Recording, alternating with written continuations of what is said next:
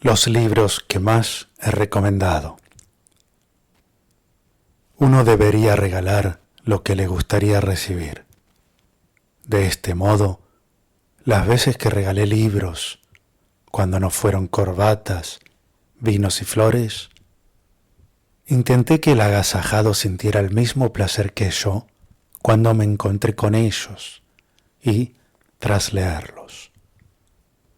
Algunos fueron comprados porque me cansé de esperar que me los regalaran. Entre los que más he buscado, en un listado tan arbitrario como desmemoriado, se han repetido, y por diversas razones, los siguientes escritos. El libro Adrogué, de Jorge Luis Borges, publicado en el año en que yo naciera, 1977. Mi padre me regaló este poemario, autografiado por el mismísimo autor y por quien realizara las ilustraciones, su hermana Nora. Al haber nacido en una de las patrias amadas de Borges, mis tierras de Adrogué, a la cual dedicó unos bellísimos poemas preclaros, fue inmediata y segura la fascinación que me generó. Qué privilegio será por siempre que uno de mis más preciados maestros hablara de mi pueblo con poesía en el año en que yo nací. Quedé conectado por siempre con ese autor. Ese libro es uno de los pocos que conservo materialmente. Muchos de los libros, o prácticamente todos, tras leerlos, los regalo, se los doy a alguien o los dejo en una estación de tren, en el banco de una plaza, o se los regalo a la biblioteca del barrio en el que viva. Inclusive, a veces, y para no andar trasladando muchos y pesados libros, si fueran dedicados, depende. Si fuera por el mismísimo autor, puede que conserve el ejemplar completo, y si no, con muchísima prolijidad, eso está, le quito esa primera página blanca que está diseñada, preparada para las dedicatorias, y luego sí, me desprendo del ejemplar. Conservo esa hoja blanca que luego probablemente no recuerde cuál era el libro que me hayan recomendado y dedicado. Operación Algeciras, de Juan Luis Gallardo, con quien intercambié algunos correos muy significativos para mí y que me puso muy triste al saber la noticia de su partida en el año 2024. Existe mucha buena literatura, tanto argentina como británica, sobre la guerra contra el colonialismo inglés en las Islas Malvinas. Pero este trabajo narra la historia desde una perspectiva exquisita. Nos muestra que es la causa que más une a los argentinos, ya que relata la famosa operación para atacar a la flota inglesa en Gibraltar, en la que participaron comandos de la Marina de Guerra junto con algunos guerrilleros con los que habían estado combatiendo tiempo atrás. Soy Roca, de Félix Luna. Después de aprender que las conferencias suelen ser gratuitas y al carecer de dinero para disfrutar de mucho teatro, asistí a varias charlas ofrecidas por este gran historiador argentino. En una de esas veladas le pedí que me firmara el ejemplar de uno de sus libros que más me ha cautivado. La historia, narrada en primera persona, de quien fue uno de los presidentes argentinos más importantes y decisivos para la construcción de una Argentina poderosa a principios del siglo XX. Recuerdo en una presentación que, con mi maltratado ejemplar por esto de llevarlos a pasear constantemente, con mis lecturas, ahora con estos soportes electrónicos no estoy con tantos libros en la mano, pero no había posibilidad que no saliera a caminar, inclusive tal vez hasta el mercado, si no era con un libro, con un cuaderno y un bolígrafo. Don Quijote de la Mancha, de Miguel de Cervantes Saavedra. No creo sorprender a nadie con este magnífico, increíble y poderosísimo libro. Cuánto privilegio poder leerlo en castellano, aquellos que disfrutamos de tan bella lengua, porque nos explica gran parte de nuestra lógica de pensamiento a todos los hijos del escritor de Alcalá de Henares, donde siempre regreso para rendir mis respetos de autor. Tal como me sucedió a mí, todos los que han leído estas aventuras no continuaron sus vidas sin alteración, incluyendo los desequilibrios necesarios para aprender a vivir. Este libro lo tengo en lectura cíclica. Cada tanto vuelvo a releer un capítulo y así hasta terminarlo.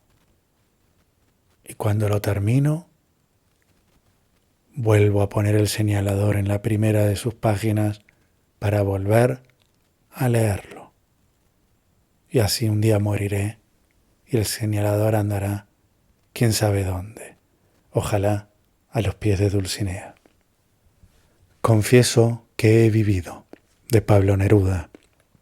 El mundo reconoce al célebre poeta chileno como uno de sus más destacados. Sin embargo, insisto en que su mejor obra es la que se editó de manera póstuma y en prosa. En ella nos cuenta los laberintos, dilemas y sinsabores de un poeta, lo cual equivale a hablar de la poesía misma.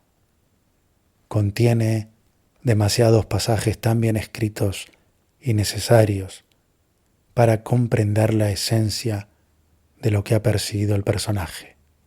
Con este libro también lo que yo aprendí es sobre diplomacia y viendo cómo supo este personaje entremezclarse en diferentes sociedades y siempre transmitir su mensaje, más allá de las diferencias personales que no pudiera tener, y por supuesto su poesía.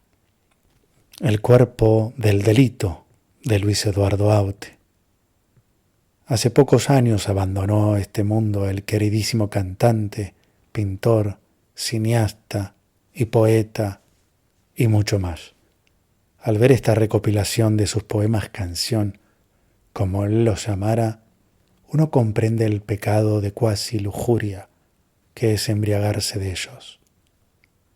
También uno descubre al leerlos, intentando no cantarlos, que la melodía es intrínseca del buen arte. También después que escribiera el prólogo de mi primer libro, Reino de Albanta, que le rinde homenaje, en uno de nuestros mágicos encuentros me autografió un ejemplar, haciéndome sentir desde entonces y para siempre su amigo. Este es uno de los pocos ejemplares que conservo cual referencia poética. El genio y la locura, de Philippe Brenot. Este libro llegó de manera fortuita a mis manos y me conmovió profundamente en mis primeros años como escritor. En una carta que le escribí en francés con mucha ayuda, que nunca contestó ni recibió, le comentaba sobre la fascinante terapia como artista que me hizo vivir al leer su texto. En un momento muy oportuno de mi creación, pude comprender qué estaba sucediendo en mí con respecto a la creación. La melancolía y la peligrosa consecuencia de disociación a la que pueden llegar los artistas y en especial los escritores. Si no recuerdo mal, lo encontré en la góndola de un supermercado y como no me pareció una mala edición y estaba barata y el título me llamó la atención, hojeé un poquito y me di cuenta que era un hallazgo fantástico. Y a todos a quienes los he recomendado han quedado fascinados. Debería releerlo en cuanto pueda.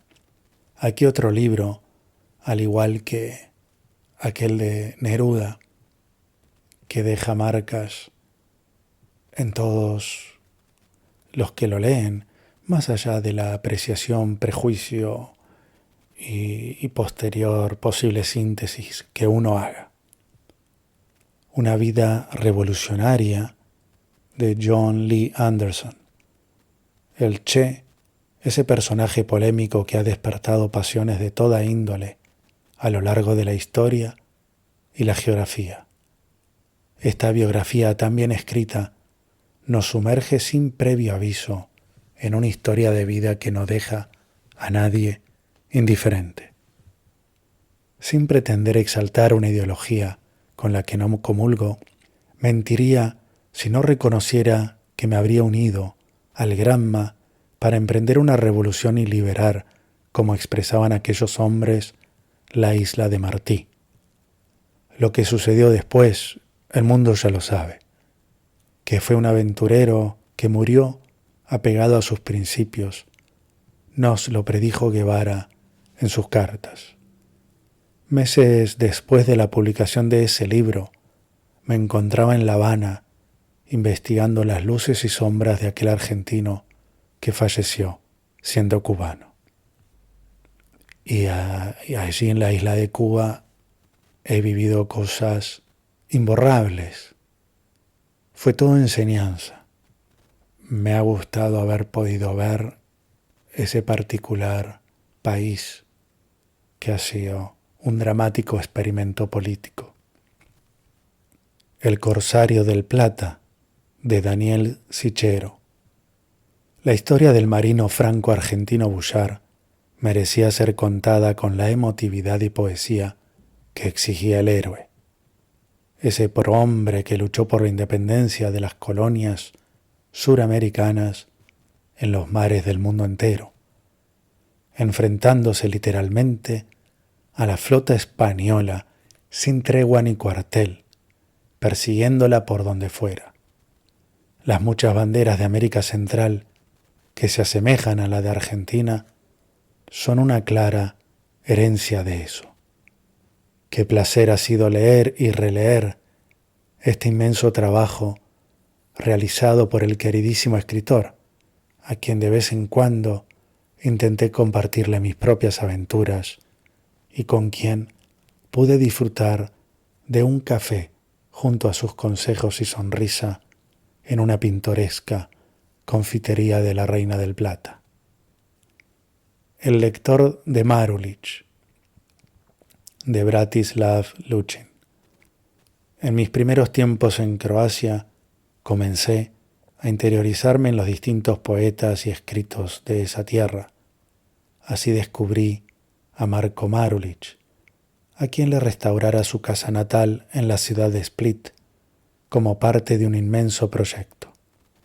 Durante todos esos años regalé a todos mis nuevos amigos del lugar las enseñanzas del padre de la literatura croata, no solo en afecto, sino también en efecto, para discutir muchas expresiones del croata medieval que me resultaban muy difíciles de comprender. Tuve el placer de invitar al autor a hablar sobre ese trabajo en la mismísima casa musea que honra al literato y que yo creara. Y el último texto, que al igual que el Quijote, ni bien lo termino, comienzo a releerlo, aunque tal vez con fragmentos más pequeños, con mayor detenimiento, es el libro, es decir, Biblia. En mi primera juventud, decidí leer de manera íntegra el primer libro publicado y más famoso del planeta.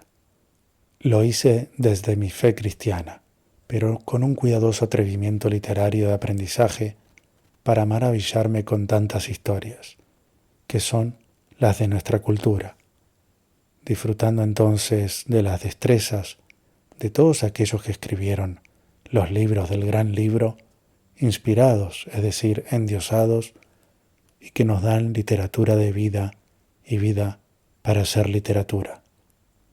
Las veces que no me sentí a la altura de una buena explicación teológica, fue mejor regalar un libro, el libro en este caso, para que explicara lo que con mis propias palabras no bastaba.